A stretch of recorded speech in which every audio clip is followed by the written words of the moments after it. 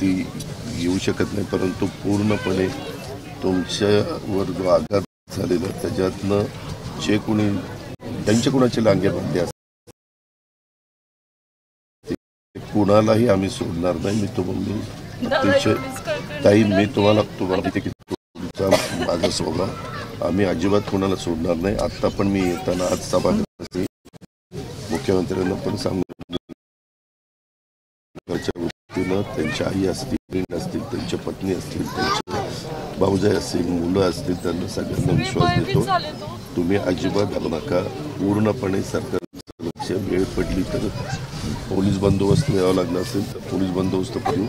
आणि पुन्हा म्हणजे आता त्या मुलांचं भवितव्य मुलीचं भवितव्य सगळ्यांचं आपण त्या पद्धतीनं पुढं सगळ्या गोष्टी आपल्याला त्या ठिकाणी प्रचंड झालेलं आहे. परंतु तुम्हाला जे म्हणजे मी त्यांचं टी व्हीला वाचलं तुमच्या पण तुमचं ऐकलं की बाबा तुम्ही आम्हाला हे कुणालाही कुणाला जर पुन्हा सोडणार नाही तुम्हाला तंत्रजीच्या काळात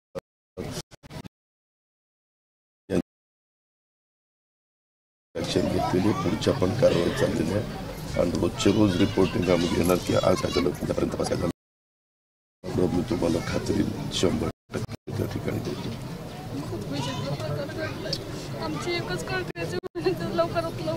लवकरात लवकर तुम्ही तर पुण्यातच असता मी पण बऱ्याचदा पुण्यात असतो तुम्हाला मी तिथं पण तुमचं म्हणजे सांगत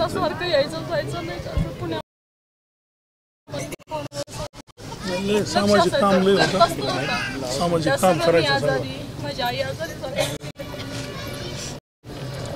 खूपच वेगळं होतं देव माणूस होता आणि त्याला वाटायचं आपण काही केलंच नाही त्याला भीतीच नव्हती ना असं लय बारीक होता त्याला एक जर हे झालं त्यामध्ये आई आम्ही सगळेजण या ठिकाणी लक्ष देतो.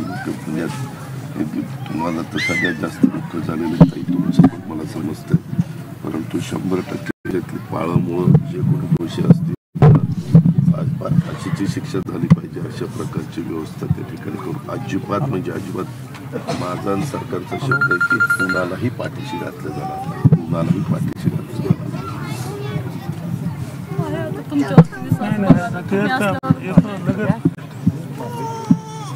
माझ्या वडिलांना तर वापस आणू शकत नाही पण मी फक्त माझ्या वडिलांना न्याय द्यावा. 100% न्याय देतो. तू काळजी करू नको.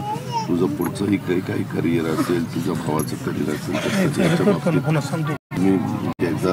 तुम्ही हे करा पूर्णपणे मी तुला पुढच्याही बाबतीत कारण पुण्या विद्येचं माहेरघर म्हणून ओळखलं जातं. तुझं आता हे झालं की पुढचंही तुझं करिअरच्या बद्दल आम्ही सगळी जबाबदारी घेऊ. तू काळजी करू.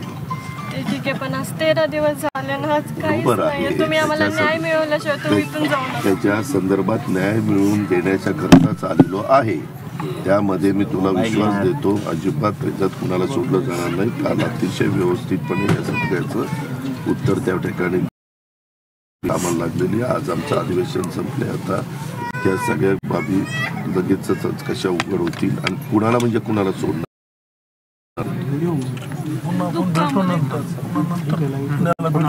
ठीक आहे. तिकडे